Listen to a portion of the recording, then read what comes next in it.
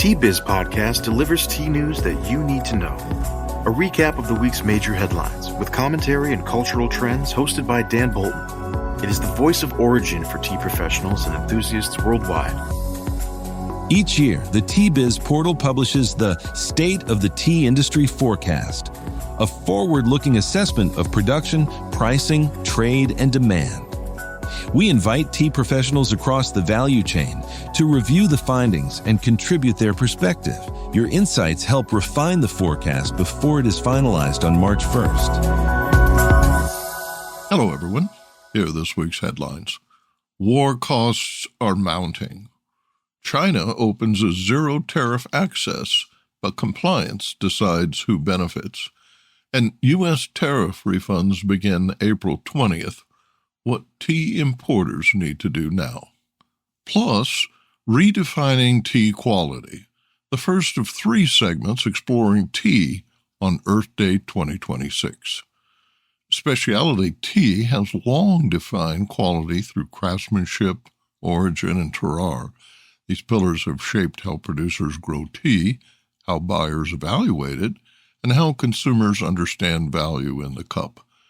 But a new layer is emerging, one that shifts attention beneath the surface. As environmental pressures intensify across global agriculture, regenerative farming is entering the tea conversation. Its focus on soil health, biodiversity, and ecosystem resilience introduces a deeper question. Not just where tea is grown, but how the land itself is managed over time. In this episode, Bernadine, president of the European Speciality Tea Association, explores whether regenerative agriculture will remain a sustainability sidebar or reshape how quality itself is defined. Quote, "The adoption of regenerative tea farming may redefine tea quality," says Tay, "but only if the industry gets it right." End quote. More in a minute. But first, this important message. What makes a perfect cup of Ceylon tea? The perfect cup is from the tea businesses that ensure the protection of all the children living within their tea estates. We salute Kailani Valley, Talawakili, Bogawanthalawa, Harana, and Eliptia tea estates. Support Save the Children, Sri Lanka. Rising geopolitical tensions are rapidly increasing tea production costs and affecting the global supply chain. This pressure starts at origin with surging fertilizer and fuel costs driven by the Middle East conflict. These are critical as fertilizer affects yield and fuel is essential for every stage of production. But from field transport to factory operations, the crisis mounts. From India, Kenya, Sri Lanka to Japan, producers are signaling the impact. Tea manufacturing remains energy-intensive, particularly during the drying phase, where oil-fired systems are still widely used. As one Japanese regional governor noted, rising fuel costs are expected to push production costs higher over time, with direct implications for export pricing. But the more immediate disruption is logistical and far more consequential. The Strait of Hormuz, a critical maritime choke point, is now constraining vessel movement into the Gulf. For the tea trade, this is not an abstract risk. Dubai functions as a central blending, packing, and re-export hub, particularly for high-volume, value-added teas produced by multinational firms, including Lipton and many private label manufacturers. When shipments are delayed or blocked en route to Dubai, the disruption cascades. Bulk teas from origin cannot reach the blending facilities. Blending schedules are interrupted. Packaging lines sit idle, and finished goods are delayed for export. This creates a bottleneck not just for raw tea, but for finished, ready retail tea destined for Europe, North America, and emerging markets. The consequence is a shift in where inventory risk sits.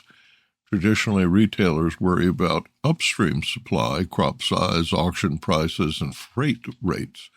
Now the risk is midstream. Tea that exists has been purchased but is physically stranded in the system.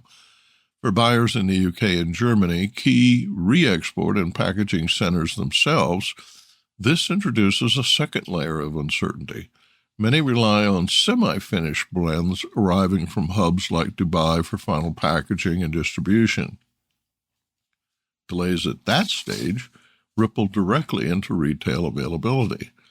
This situation is particularly acute for large-scale standardized blends where consistency depends on multi-origin sourcing and centralized blending. If one component from origin is delayed, the entire blend formulation can stall. And this is where the cost story becomes complex. Higher input costs at origin are one layer, freight volatility is another, but disruption to value addition hubs introduces a third, operational inefficiency. Factories running below capacity, rescheduling production, and managing fragmented arrivals all drive up per-unit costs. These are rarely visible in auction prices, but they are very visible in margins. For Japan, the implications extend further. Export-oriented regions are already seeing margin compression from energy costs alone, even before factoring in logistics. For countries dependent on long-distance shipping routes, such as Sri Lanka, India, and East Africa, the exposure is even greater. There is no longer localized disruption. It's now systemic. Business insight. What we are seeing is not a single shock, but a stacking of shocks across the value chain. Energy inflation increases production costs. Geopolitical instability disrupts logistics, and centralized value addition models amplify both risks. The industry has spent 2 decades optimizing for efficiency, consolidated blending hubs, just-in-time logistics, global sourcing. That model is now under stress. The immediate implication is cost escalation and delivery uncertainty, but the structural implications are important as well. The tea trade may be forced to reevaluate where value is added and how risk is distributed across the supply chain. In practical terms, that could mean more decentralized blending and packing, greater inventory buffers, and a shift away from single hub dependency. Because in the current environment, efficiency is no longer the primary objective. Resilience is. China is opening the door to African tea, but only for those who can meet a new and very specific set of rules. Effective May 1st, the General Administration of Customs of China will grant zero-tariff access to exports from 53 African nations. On the surface, that's a significant shift.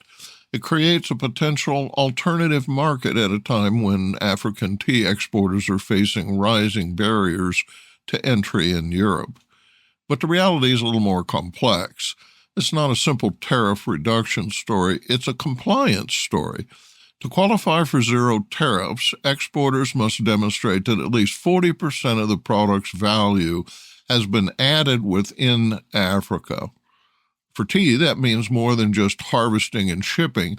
It requires meaningful domestic processing, sorting, grading, packaging, and clear documentation that proves transformation at origin. It favors orthodox production, for example, and packaging and blending within the country. That alone will reshape how some exporters think about their supply chains, but the bigger hurdle is regulatory. Under GACC Decree 280, which moves into full enforcement within 60 days, all food exporters must be registered in China's CIFR system. That's the China Import Food Enterprise Registration Platform. If a factory is not registered, the shipment doesn't clear, full stop. That means zero tariff benefit is effectively irrelevant unless exporters are already inside the system. And that's where the risk sits today. Many African tea producers, particularly small factories and independent processors, are not yet registered. The process requires documentation, facility audits, and alignment with China's food safety and traceability standards. So while the policy opens the door, the compliance threshold determines who can actually walk through it. Now, layer this against what's happening in Europe. The EU remains a primary destination for African tea, but tightening enforcement of maximum residue levels is raising the bar significantly. Exporters in countries like Uganda, Tanzania, and Zimbabwe are already navigating higher testing costs, stricter compliance, and increasing rejection risk. So the industry is being squeezed from both sides. Europe is tightening the standards while China is in the opening access, but only for those who can meet a different set of regulatory requirements. The result is not a shift from one market to another. It's a segmentation of trade flows. Compliant, well-capitalized exporters may gain a second outlet, China as a volume market alongside Europe.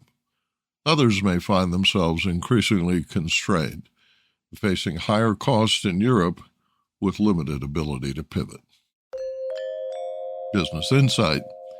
This is a structural turning point. China is not just offering tariff relief, it is redefining market access around compliance infrastructure.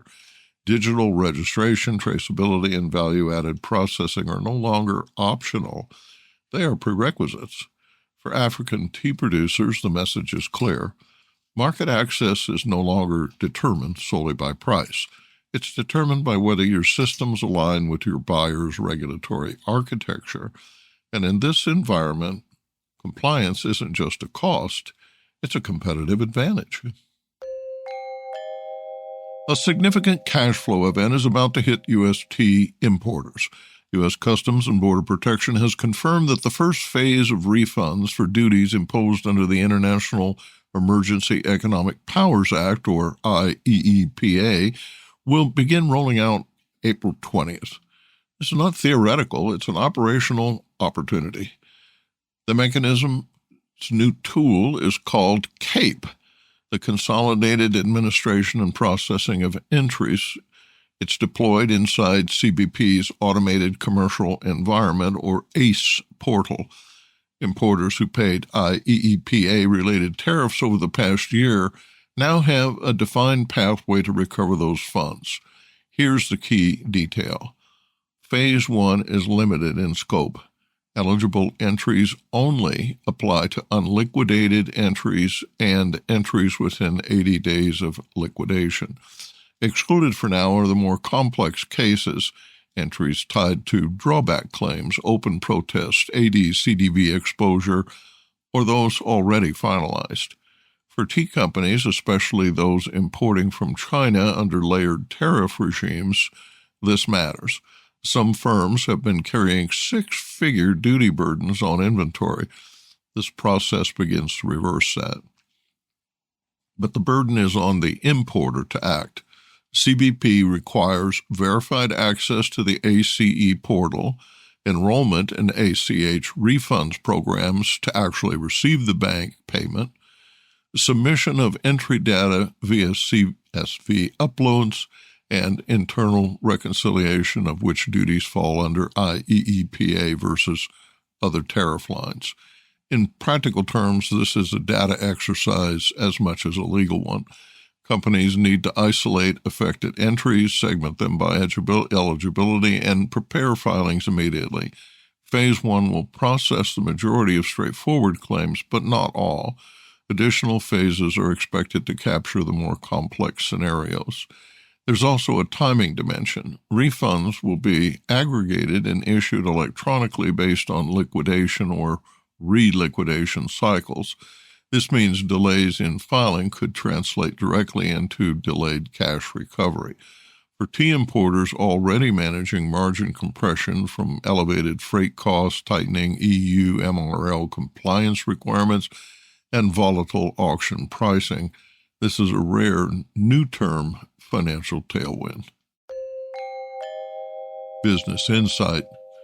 This is less about compliance and more about liquidity. The companies that move fastest will effectively convert last year's tariff expense into working capital in quarter 2 and quarter 3. Those who delay will leave cash stranded inside the system.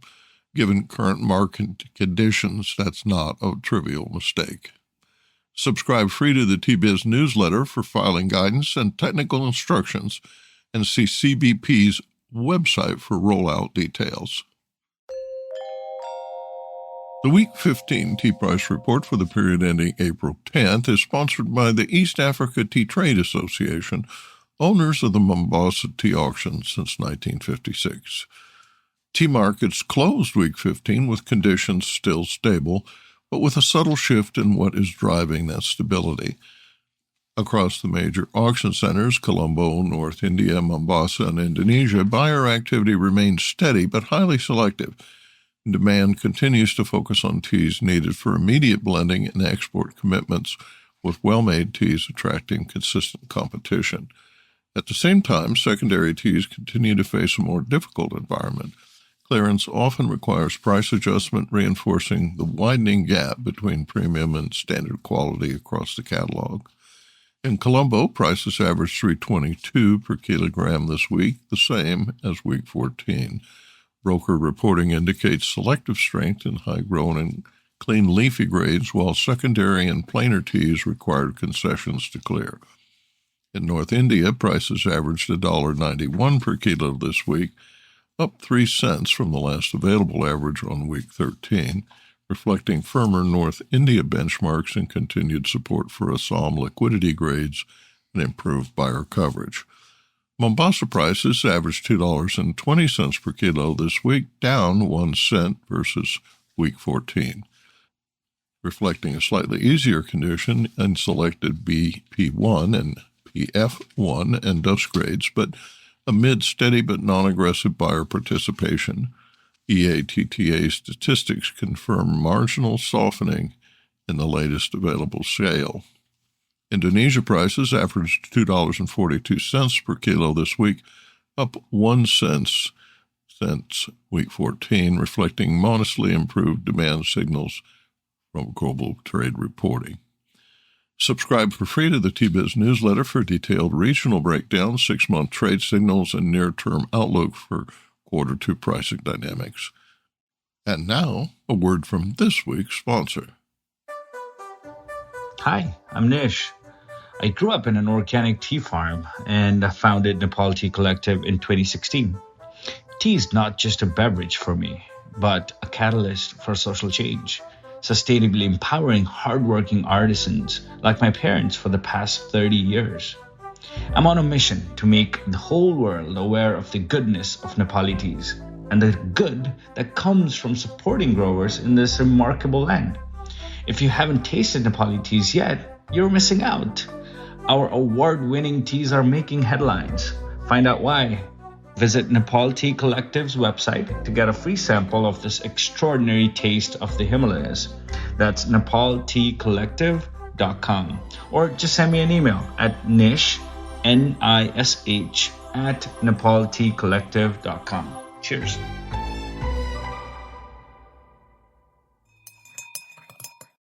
Speciality tea has long defined quality through craftsmanship, origin, and terroir. These pillars have shaped how producers grow tea, how buyers evaluate it, and how consumers understand value in the cup. But a new layer is emerging, one that shifts attention beneath the surface. As environmental pressures intensify across global agriculture, regenerative farming is entering the tea conversation. Its focus on soil health, biodiversity, and ecosystem resilience introduces a deeper question, not just where tea is grown, but how the land itself is managed over time. In this T-Biz Spotlight, Bernadine Tay, president of the European Speciality Tea Association, explores whether regenerative agriculture will remain a sustainability sidebar or reshape how quality itself is defined.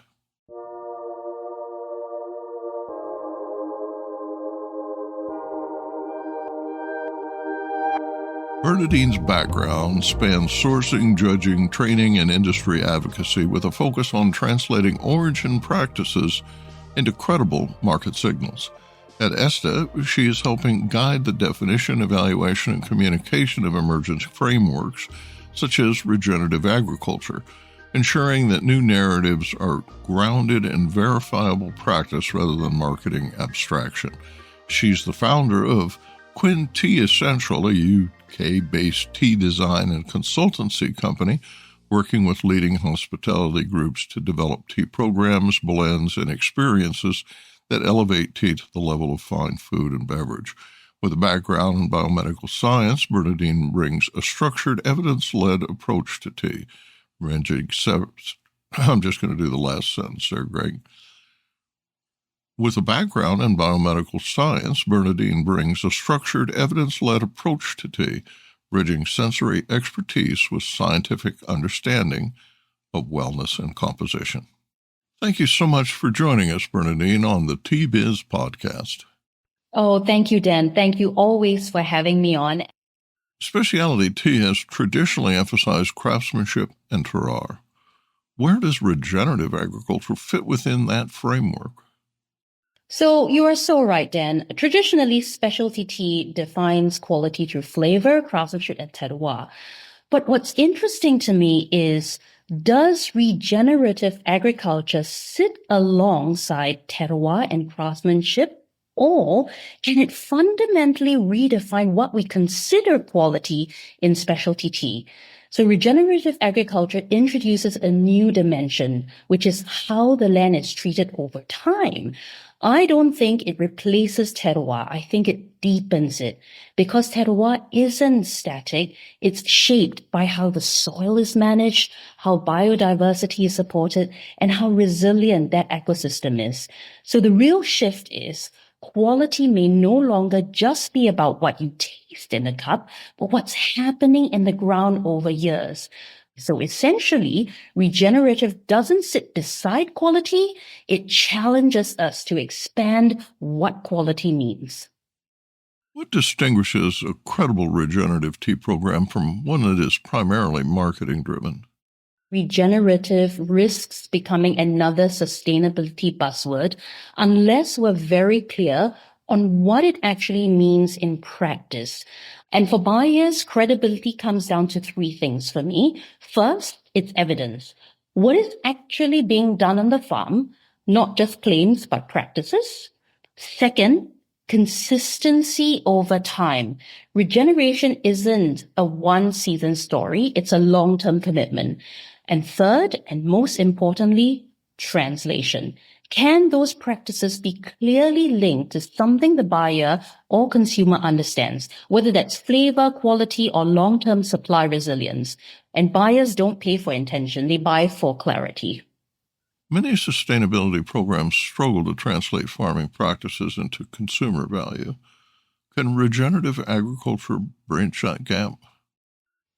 So sustainability has always struggled commercially because it often asks the consumer to care, but doesn't give them a reason to choose.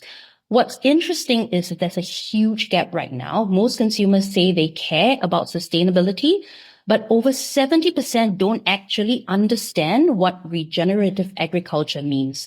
So we're asking them to value something they don't yet recognize. And regenerative has the opportunity to bridge that gap, but only if it's positioned differently. If it's framed purely as this is better for the planet, it just becomes a nice to have. But if it's linked to flavor expression, uniqueness, and long-term quality, then it becomes part of the product's value. Ethics alone, I feel, won't drive sales. Just experience will do it. How important will regenerative agriculture become in the specialty tea conversation? So from ESTA's perspective, our long-term goal is to ensure that specialty tea is understood and valued at a level that truly reflects its quality, its complexity, and the work behind it. That means shifting tea away from the commodity mindset towards something that sits alongside wine or fine food, where origin, craftsmanship, and experience are properly recognized. Regenerative culture fits into this because it strengthens both the story and the substance of specialty tea. It brings the focus back to the health of the land, the resilience of the system, and potentially even the expression of flavor over time. But for that to matter commercially, we need to be able to define it, evaluate it, and communicate it clearly. Otherwise, it remains a narrative rather than something that the market can value. And that's where we see our role as helping to bring clarity and what quality means as the category evolves. Now, I don't think the industry is fully ready yet. And that's precisely why this conversation is important. We don't yet have shared definitions, clear benchmarks, or frameworks for evaluating regenerative tea. So right now, it's very fragmented.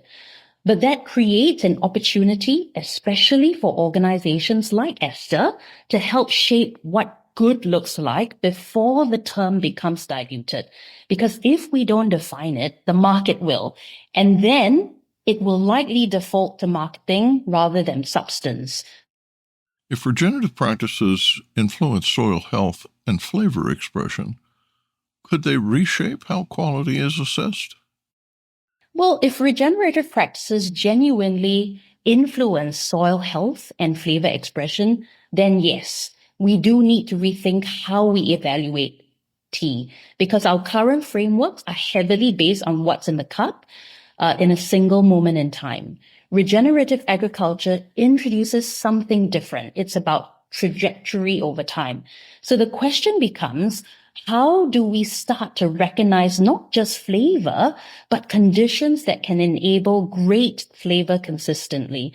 That might mean expanding our evaluation frameworks to include factors like farming practices, ecosystem health, or resilience, not replacing sensory evaluation, but complementing it. That's where I think the industry needs to evolve. We're good at evaluating tea at the moment, but not yet evaluating how the quality is sustained over time. Regenerative agriculture only becomes meaningful in specialty tea when it moves from a story where we tell to a standard we can evaluate. And once that happens, it won't just be about a sustainability conversation. It becomes a quality conversation, because the bottom line, if the market can't recognize it, it can't reward it.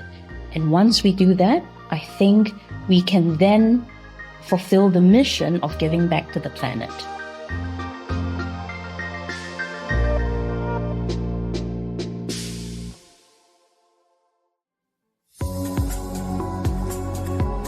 Intrigued by what you heard in today's podcast? Would you like to learn more from our global network of Tea-Biz journalists and tea experts? Remember to visit the Tea-Biz website for more comprehensive coverage. That's www.tea-biz.com.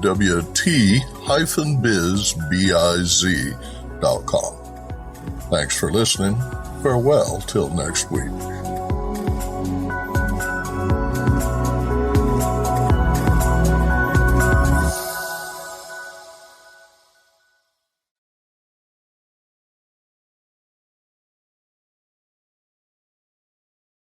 Produced by Adavita Studios. Connect your voice to the world.